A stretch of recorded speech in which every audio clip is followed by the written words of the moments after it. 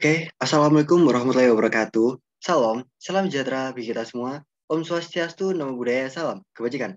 Selamat pagi, siang, sore, malam, warga Adirekta, dimanapun kalian berada. Semoga kalian sehat dan baik-baik saja. Kembali denganku, Eko Nugroho. Kali ini kita akan ngebahas terkait praktik auditing, yaitu pertemuan ke-10 terkait audit atas kas dan setara kas. Oke, kita mulai, check it out. Nah, dalam audit atas kas dan setara kas ini, kita pertama harus mengenal adanya jenis akun kas. Jadi dalam akun kas itu nanti ada jenis akun yang utama, yaitu ada general cash account, terus nanti kita ketemu petty cash, ya kan, terus ketemu kayak deposito, terus saham itu juga masuk ke dalam setara kas. Nah, kita mulai dulu dari jenis akun yang utama apa aja. Jadi yang pertama ada general cash account, kedua ada impress account. Nah, akun itu punya tujuan khusus tertentu. Lalu ada branch bank account, jadi kayak akun cabang bank gitu biasanya untuk perusahaan yang beroperasi di lokasi yang berbeda, makanya ada cabangnya. Terus ada Impress Petty Cash Fund, ya ini kalau atau istilah kita kita kenalnya itu adalah petty cash. Nah, digunakan untuk apa? Itu digunakan untuk pengeluaran yang bernilai kecil yang dapat dibayarkan dengan mudah dan cepat menggunakan cash. Nah, yang kelima ada cash equivalent, yaitu biasanya perusahaan menginvestasikan kelebihan kasnya dalam bentuk cash equivalent yang bersifat jangka pendek dan sangat liquid. Contohnya apa? Yaitu deposito berjangka, dana pasar uang. Ya kayak kalau kalian main reksadana itu kenal ya nama nama dana pasar uang gitu dan lain-lain. Lalu ada namanya instrumen keuangan. Nah, instrumen keuangan itu isinya apa aja? Jadi yang pertama itu ada investasi dalam sekuritas yang dapat diperdagangkan. Contohnya apa? Yaitu sekuritas utang dan ekuitas, instrumen derivatif, dan hedging. Lalu yang kedua ada klasifikasi instrumen keuangan seperti trading securities, available for sale securities, dan held to maturity securities. Nah, hubungan antar akun. Hubungan kas umum dengan akun kas lainnya. Jadi kan kali ini kita akan ngebahas audit atas kas ya. Jadi kita harus tahu dulu sih kas itu hubungannya sama apa aja. Jadi kas itu nanti hubungannya sama akun penggajian Impress, ada dana kas kecil Impress, jadi ini petty cash-nya. Terus ada cash equivalent atau equivalent cash dan akun di bank cabang yang tadi udah kita bahas di atas gitu. Oke, terus selanjutnya kita akan ketemu dengan cash in bank dan siklus transaksinya bagaimana. Nah, hubungan antar cash in bank dan siklus transaksi, kita bahas sekarang ini bahas cash yang ada di bank ya teman-teman. Nah, kita kenapa belajar ini? Karena nanti kita dalam kasus, kita akan ketemu namanya yaitu rekonsiliasi bank. Kenapa kok ada rekonsiliasi? Karena ada perbedaan antara saldo di pembukuan klien atau di perusahaan dengan saldo yang ada di bank. Nah, saldo yang ada di bank kan kita pasti nyatet ya. Nah, itu kalau ada perbedaan, kita harus wajib melakukan namanya rekonsiliasi bank gitu. Nah, ini ada hubungan antara kas di bank dan siklus transaksinya. Terus penjelasan tabel dan kaitannya dengan kemungkinan kesalahan di audit kas. Jadi penjelasannya tabel itu apa aja sih? Jadi yang pertama ada capital acquisition and repayment cycle. Nah, jadi apa yang dimaksud dalam capital acquisition and repayment cycle itu? Jadi yang ini ya di tabel yang pertama ini nomor 1 ini yaitu adalah adanya penambahan kas, yaitu saham yang baru terbit dan selisihnya atau selisihnya itu disebut sama share premium. Lalu yang kedua namanya pengurangan kas, yaitu kenapa kok bisa berkurang kasnya, karena biasanya ada pengumuman dividen. Nah, ini yang jadi utang dividen ini. Jadi ini ada share capital ordinary, terus ada share premium ordinary, dan ada dividen payable-nya. Ini ada utang dividennya gitu. Terus yang kedua terkait acquisition and payment cycle. Nah, yaitu acquisition and payment cycle itu nanti ngebahas terkait pengurangan kas, yaitu terkait pembayaran utang usaha. Itu pembayaran untuk apa? Pembayaran untuk bahan yang tidak diterima atau pembayaran ganda. Yang ketiga ada payroll and personal cycle, yaitu yang pertama terkait pengurangan kas, yaitu karena pembayaran gaji atau pembayaran yang lebih dari jam kerjanya. Nah, terus yang kedua ada pengurangan kas karena pembayaran pajak. Nah, pembayaran pajak yang lebih dari terutang. Jadi ada payroll and personal cycle. Lalu yang terakhir itu ada namanya sales and collection cycle. Apa itu? Ketika yang pertama itu ada namanya penambahan kas, yaitu saat apa? Saat ada penjualan, jadi kasnya itu nambah. Nah, kegagalan akhirnya itu menyebabkan kegagalan menagih pelanggan. Terus yang kedua itu terkait penambahan kas, ada pelunasan piutang, ternyata penggelapan atas pelunasan. Itulah penyebab dari sales and collection cycle. Nah, terus kesalahan yang mungkin ditemukan pada rekening koran saat rekonsiliasi bank, apa aja? Pertama, cek yang sudah di-clearing, artinya belum dicatat perusahaan meskipun sudah ada kas keluar. Yang kedua, kas yang diterima di periode selanjutnya. yaitu dicatat di laporan keuangan periode yang diaudit. Yang ketiga ada deposit yang dicatatkan di akhir periode. Nanti hubungannya sama deposit in transit gitu, yaitu dicatat oleh bank pada periode sebelumnya. Terjadi jika perusahaan transfer ke bank dan sudah mencatatnya, tetapi bank belum menerima kas dan belum mencatatnya. Nah, ini disebut deposit in transit. Jadi nanti kita harus menambah di banknya gitu. Terus yang keempat terkait pembayaran utang auto debit oleh bank, yaitu tidak konfirmasi ke perusahaan sehingga perusahaan belum mencatatnya. Nah, itu terkait penjelasan terkait cash in bank dan siklus transaksinya. Jadi nanti itu fokus kita kalau bahas cash in bank itu fokus kita adalah mencari kesalahan atau perbedaan antara saldo yang ada di buku dan saldo yang ada di bank gitu. Terus yang selanjutnya pokok pembahasan kita terkait audit atas general cash account. Nah, kan ini kita udah masuk ke inti nih, yaitu ngebahas general cash account. Tujuan audit atas rincian saldo, kan kita kalau bahas cash, itu dia masuk ke mana? Masuk ke SOFP, Statement of Financial Position. Nah, kalau dia masuk ke SOFP atau masuk ke neraca, berarti tujuan saldo, tujuan auditnya tujuan apa? Berarti dia tujuan atas rincian saldo. Ingat ya teman-teman perbedaannya. Kalau dia masuk ke SOFP, itu biasanya itu dia pasti tujuan auditnya atas rincian saldo. Tapi kalau dia masuk ke income statement, berarti dia nanti tujuannya atas rincian transaksi gitu. Jadi bukan saldo tapi transaksi. Nah, karena ini yang masuk di SFB, maka kita tujuan auditnya atas rincian saldo. Nah, di sini kita ketemu nanti ada audit atas rincian saldo itu asesinya apa aja. Berarti kita ketemu namanya existence, completeness, akurasi, cut off, dan detail pay-in gitu.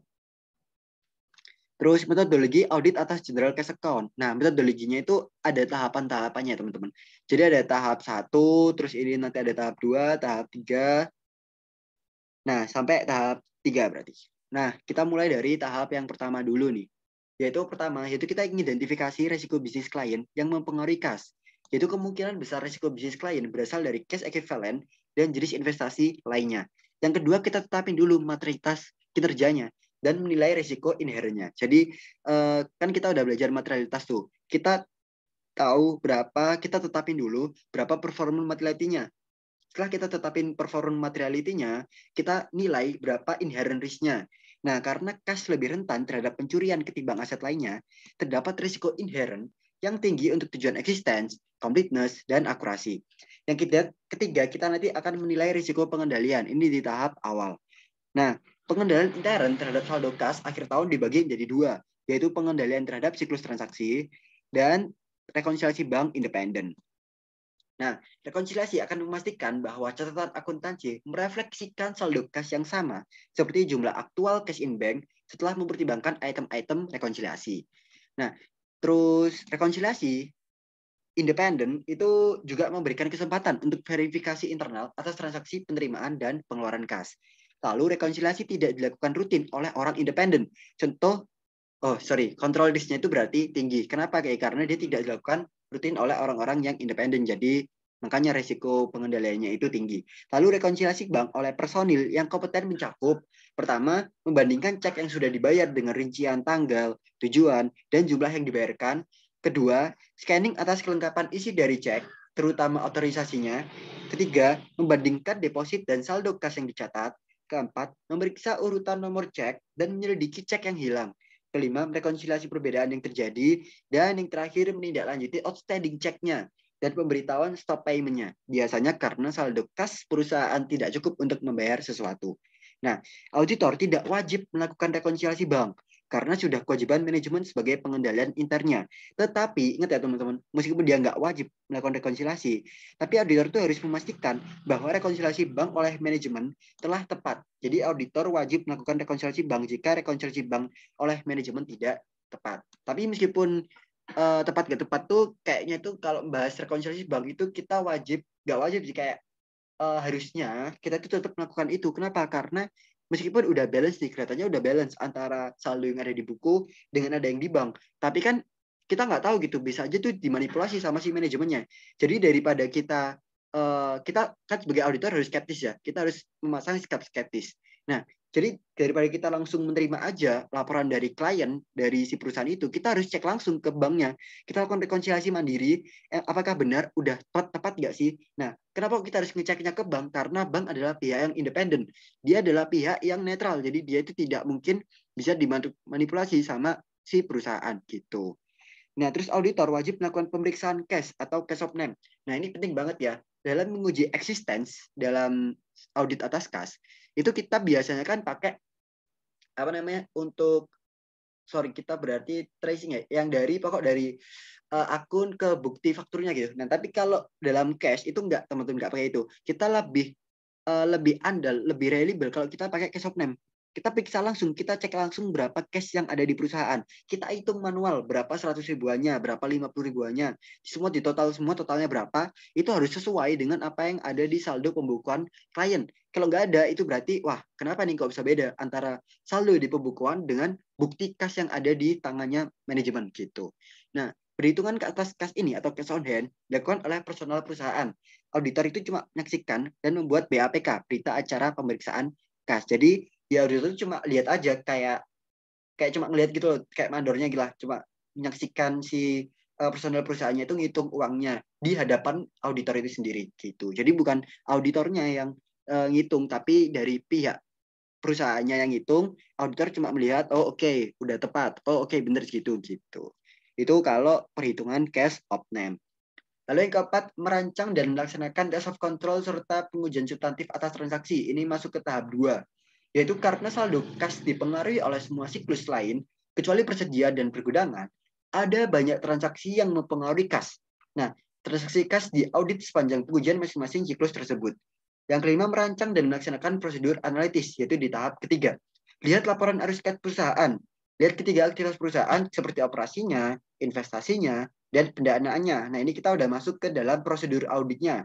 Yang kedua, misalkan penambahan kas aktivitas operasi hanya 1%, tetapi arus kas investasinya meningkat hingga 10%.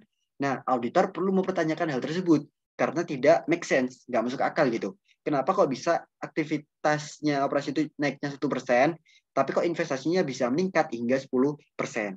Lalu yang ketiga, misalkan saldo kas akhir tahun perusahaan bernilai negatif, berada di kredit. Hal itu patut dicurigai. Kenapa? Karena tidak mungkin kas bernilai negatif gitu.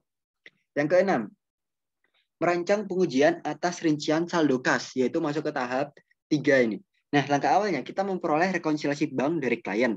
Nah, untuk mengaudit cash in bank, auditor itu memverifikasi apakah rekonsiliasi bank yang diterima dari klien itu sudah benar. Nah, tujuan audit atas saldo paling penting adalah existence, completeness, dan akurasi. Tujuan audit atas rincian saldo dan pengujian atas rincian saldo. Nah, ini ada tabel yang ngebahas terkait apa-apa aja tujuan audit yang berkaitan dengan saldo dan pengujian atas rincian saldo untuk kas umum di bank. Nah, ini ada kayak detail tie-in, ada existence, ada completeness, ada akurasi, ada cut off. Nah, inilah hal-hal yang paling penting dalam mencari tujuan audit yang berkaitan dengan saldo kas gitu. Terus ini ada prosedur auditnya dan ada rincian saldo yang umum digunakan. Jadi ini adalah prosedur auditnya dalam melakukan audit atas kas gitu. Nah, tujuan audit atas penyajian dan pengungkapan juga penting, seperti review notulen dan persetujuan pinjaman, untuk menentukan apakah terdapat pembatasan kas yang harus diungkapkan. Nah, 3 prosedur yang memerlukan penjelasan karena kepentingan dan kompleksitasnya, yaitu penerimaan konfirmasi bank. Pertama, tujuan audit yang bisa dicapai adalah existence dan right. Yang kedua, konfirmasi bank tidak disyaratkan menurut standar auditing, tetapi auditor biasanya memperoleh tanda terima langsung konfirmasi dari tiap bank atau lembaga keuangan lain yang berbisnis dengan klien. Ketiga, bank tidak menanggapi permintaan konfirmasi, maka auditor harus mengirimkan permintaan konfirmasi kedua atau meminta klien untuk berkomunikasi dengan pihak bank. Supaya apa? Supaya melengkapi dan mengembalikan konfirmasi ke auditor. Keempat, pentingnya konfirmasi bank dalam audit melampaui verifikasi saldo kas aktual. Kelima, setelah menerima konfirmasi, saldo dalam rekening bank yang dikonfirmasi oleh bank harus ditelusuri ke jumlah yang dinyatakan dalam rekonsiliasi bank. Begitu pula informasi lain tentang rekonsiliasi harus ditelusuri ke schedule audit yang relevan. Jika konfirmasi bank tidak sesuai dengan schedule audit, auditor harus menyelidiki perbedaannya. Oke. Lalu mengakses aktivitas cut-off bank setelah akhir tahun. Nah, Cut off bank statement yaitu adalah laporan bank periode parsial atau merupakan akses digital dari cek yang dicairkan, duplikat slip setoran, dan dokumen lain yang termasuk dalam laporan bank yang diberikan oleh bank langsung ke KAP tentang informasi rekening bank klien. Nah, tujuannya apa? Yaitu tujuannya untuk memverifikasi item yang direkonsiliasi pada rekonsiliasi bank akhir tahun klien dengan bukti yang disimpan oleh bank, bukan klien. Itu mengakses aktivitas cut off bank setelah akhir tahun. Ini jadi kita ngebahas terkait cut off setelah akhir tahun gitu, teman-teman. Lalu pada saat nguji rekonsiliasi banknya, nah apa aja sih kenapa kita harus ngerekonsiliasi bank gitu? Karena ada tujuan audit yang ingin kita capai. Apa aja itu? Yaitu akurasi dan cut off. Nah, yang kedua tidak bisa untuk tujuan audit existence atau occurrence karena kita di sini ngebahasnya terkait ketepatan saldo di perusahaan dengan yang ada di bank. Lalu kita juga ngecek apakah ada saldo-saldo yang udah melewati tanggal cut off gitu. Nah, lalu tujuannya menentukan apakah personal klien telah melakukan rekonsiliasi bank secara hati-hati dan memverifikasi apakah saldo bank klien yang tercatat adalah jumlah yang sama dengan cash aktual di bank, kecuali deposit in transit, outstanding check, dan item rekonsiliasi lainnya. Nah, hal ini penting untuk menilai apakah pengendalian intern yang dilakukan atas kas telah efektif dijalankan perusahaan. Gitu. Nah, ini ada jenis pengujian audit yang digunakan untuk general cash in bank. Dan pengujian pengendalian dalam siklus transaksi, pengujian substantif atas transaksi, dan prosedur analitis dilakukan untuk 4 siklus transaksi yang dimasukkan dalam gambar 23 strip 2. Nah, pengujian utama saldo kas akhir adalah pengujian atas rincian saldo. Oke, ini adalah part pertama dari video pembahasan materi. Dan video selanjutnya akan ngebahas terkait prosedur yang berorientasi kecurangan. Jadi kita nanti akan ngecek apa aja sih prosedur yang bisa mengecek, bisa menentukan apakah ada kecurangan atau tidaknya dalam kas. Lalu kita nanti juga melihat apa aja prosedur audit yang biasanya dilakukan.